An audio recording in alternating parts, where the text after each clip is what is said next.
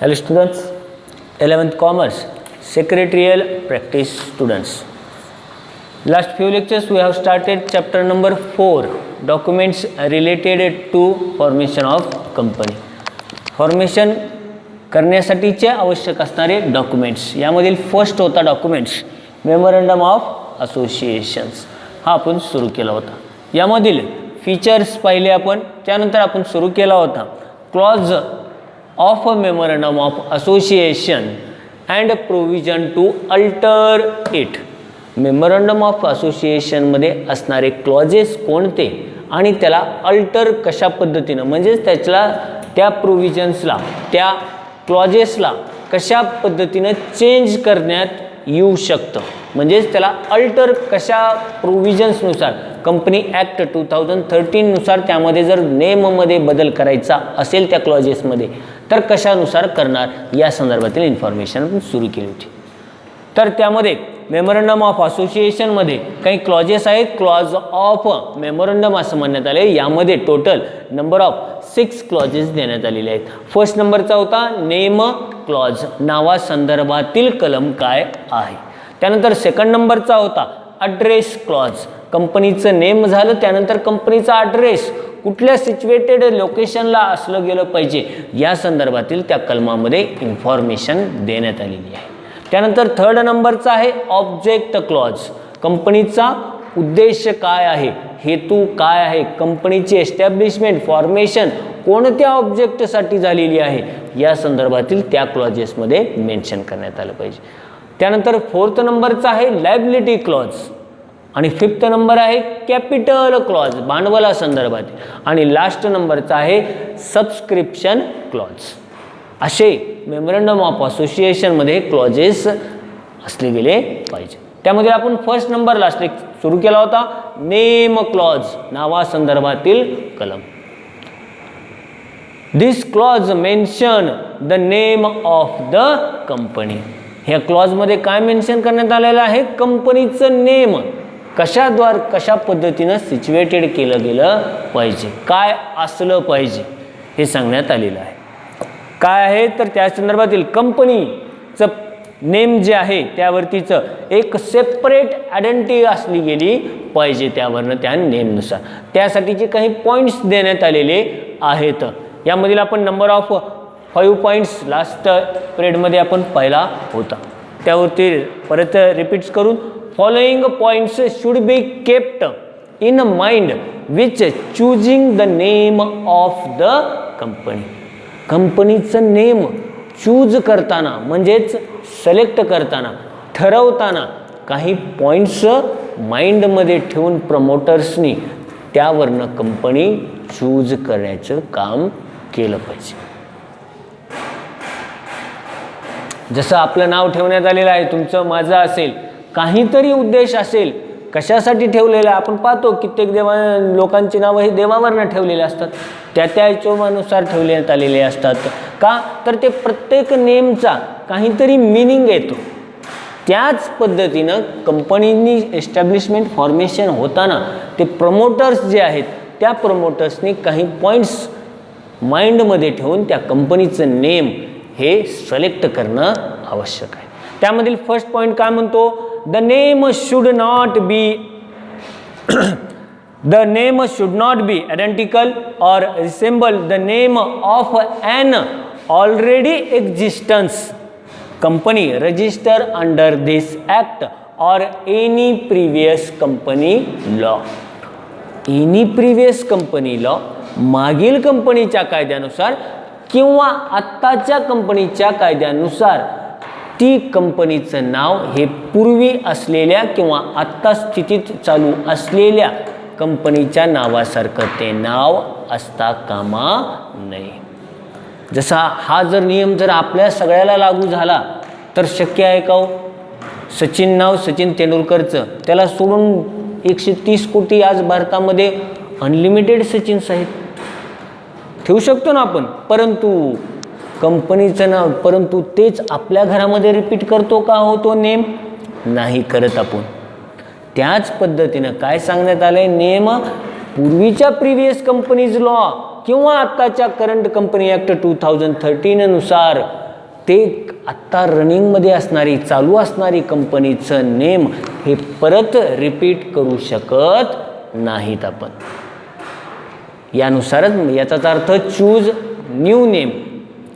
Formation करताना company नवीन स्थापन करताना काय असलं पाहिजे, नवीन नेम, त्या कंपनीचं नवीन नाव असलं गेलं पाहिजे. त्यानंतर सेकंड नंबर काय आहे, the name should not contain any word which will constitute an offence under any law.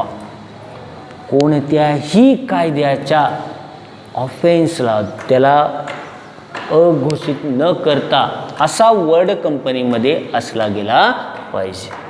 कोणत्याही कायद्याला धक्का न पोहोचणारा शब्द, वर्ड त्या कंपनीच्या नेममध्ये असला गेला पाहिजे.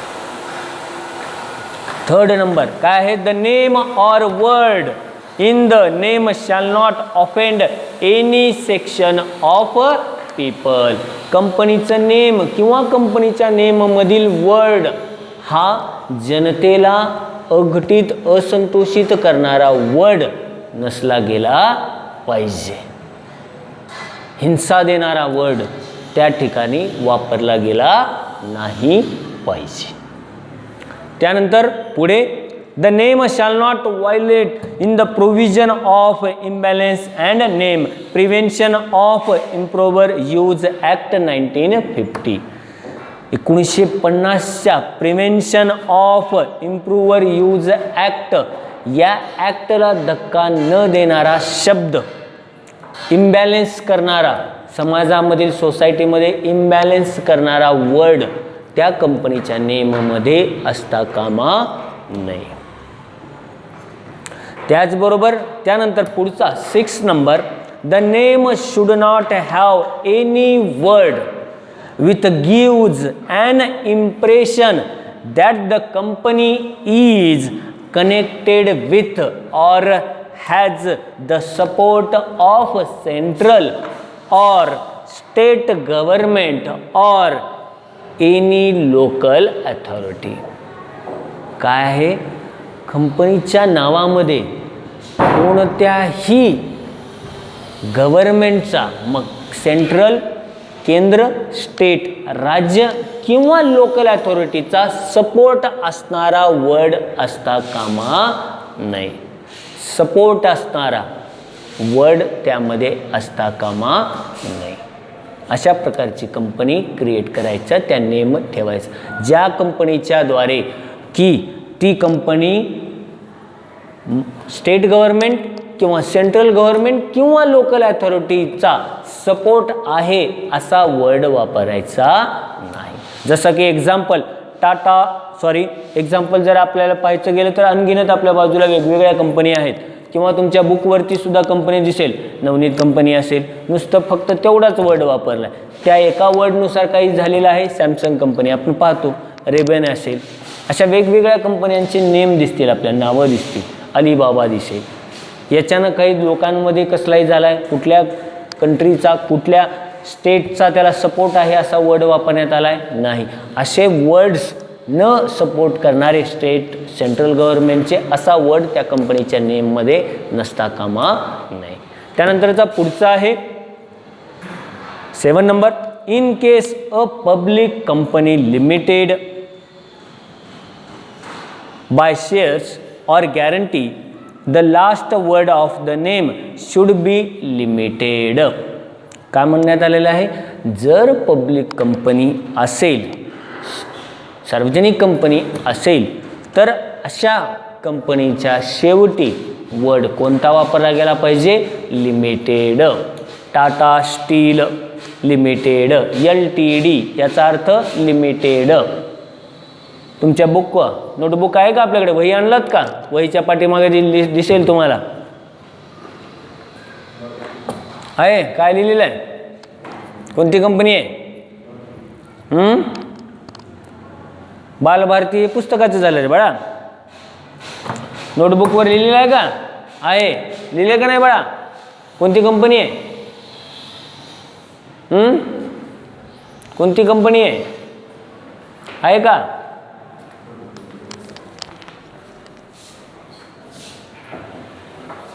लिहिले ना, सत्यम इंडस्ट्रीज आहे का या ठिकाणी. अशा वेगवेगळ्या स्वरूपातील कंपनीचं नेम त्या ठिकाणी देण्यात आलेलं असतं. प्रोडक्ट बाय सत्यम इंडस्ट्रीज आहे, काही काही याच्यावर नवनीत प्रायव्हेट लिमिटेड कंपनी असं देण्यात आलेलं आहे. जी पब्लिकरित्या आहे, सार्वजनिकरित्याची जी कंपनी आहे त्या कंपनीच्या शेवटी लिमिटेड हा वर्ड वापरला गेला पाहिजे.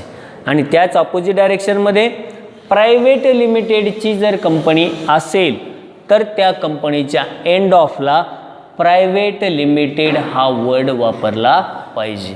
आता दोन फरक यातील लक्षात घ्यायचा आहे. हा भाग आपण सेकंड चॅप्टरमध्ये सुद्धा पाहिलेला आहे. पब्लिकची कंपनी याचाच अर्थ काय झालं हो, सार्वजनिक कंपनी जी लोकांकडनं शेअर्सद्वारे पैसे खरेदी करते. पब्लिक कंपनी म्हणलो, जनसामान्याची कंपनी. आणि तेच प्रायव्हेट कंपनी असेल तर, जसं आपण म्हणतो एस टी महामंडळ पब्लिक ट्रान्सपोर्ट आहे, लोकांचं आहे ते सगळं काही, आणि तेच आपली कार असेल तर प्रायव्हेट आहे. मग पब्लिकचा असेल कंपनी तर त्याच्या शेवटी एंडिंगला वर्ड असतो limited. Tata steel limited, Godrej limited. आणि ती जर प्रायव्हेट स्वरूपाची जर कंपनी असेल तर त्याच्या शेवटी PVT प्रायव्हेट लिमिटेड असा वर्ड वापरण्यात येतो. त्यावरनं ती कोणती कंपनी हे ओळखायचं. त्यासाठी POSCO India private limited example देण्यात आलेलं आहे. काय आहे ती, एका प्रायव्हेट कंपनी आहे, व्यक्तिगत स्वरूपाची कंपनी आहे. आणि जर एका पर्सनची कंपनी असेल, वन पर्सनची, तर त्याच्या शेवटी काय लागण्यात आलेलं असतं, ब्रॅकेटमध्ये OPC, वन पर्सन कंपनी. जर in case public limited company असेल तर त्यानंतर लास्ट वर्ड काय वापरण्यात येतो, लिमिटेड. इन केस जर प्रायव्हेट कंपनी असेल तर company last name PVT limited private limited. And in case one person company असेल तर इन द ब्रॅकेट कंपनीच्या आफ्टर नेम नंतर नेम नंतर काय लावण्यात येतो, OPC, वन पर्सन कंपनी. अशा प्रकारे त्या कंपनीचं नेम्स असले गेले पाहिजेत. आता हे नेम्स कंपनी नाव केव्हा चेंज करू शकते, म्हणजेच त्याला काय म्हणण्यात आलं आहे, अल्टर करू शकते. त्यामध्ये नावामध्ये बदल करू शकते. केव्हा बदल करू शकते. आता माहिती आहे का तुम्हाला, आयडियाचं वोडाफोनचं नाव चेंज झालं. काय झालं बाळा, हां VI झालं का नाही, बघितलात का ॲडव्हर्टाइजमेंट ह्याच्यावरती त्याच्यावरती. आयडिया वोडाफोन या कंपनी नाव होतं का नाही, आता अल्टर कसं केलं असेल, म्हणजे चेंज केला का नाही त्यांनी. मग अशा कंपन्यांचं नेम चेंज करण्यासाठी कंपनीच्या प्रोव्हिजन्समध्ये म्हणजे कंपनी ॲक्ट 2013मध्ये त्याच्या संदर्भातील चेंजेस अल्टरेशन सांगितले आहेत. कशा पद्धतीनं कंपनी अल्टर करू शकतो. आता आपण एक्झाम्पल पाहिलं, आयडिया वोडाफोन या नेममध्ये काही होतं. आयडियाचं चिप कधी बघितलात तुम्ही, सिम कार्ड बघितलात, एअरटेलचं काय असतं लिहिलेलं खाली, कधी बघत नाहीत आपण. एअरटेल कंपनीचं घेतलो म्हणतो का नाही आपण, स्वतःहून म्हणतो का नाही, BSNL कंपनीचं घेतलो म्हणतो आपण. मग त्याच्या खाली त्या सिमच्या खाली बारीक अक्षरात लिहिलेलं असतं idea private limited, Airtel private limited, BSNL public limited आहे, BSNL लिमिटेड आहे नुसतं. असे वर्ड आहेत का आपण बघत नाहीत, आपण बघितलं केलं त्याच्यावरनं लक्षात येते की ती कंपनी कोणती आहे. अचानक नाव चेंज कसं का झालं, बऱ्याच दिवसानंतर चेंज झालं. त्या दोघांच्या कंपनीचं कोलॅबरेशन झाल्यानंतर मग चेंजेस झालं. ते चेंज झाला म्हणजेच अल्टर करण्यात आला. तेच पॉईंट आपल्याला पाहायचं आहे. काय आहे पुढचा, अल्टरेशन ऑफ नेम क्लॉज. कंपनीच्या नेम क्लॉजमध्ये अल्टरेशन करणे, बदल करण्यासंदर्भात. तर यामधील आपण नेक्स्ट लेक्चरमध्ये पाहूयात अल्टरेशन संदर्भात.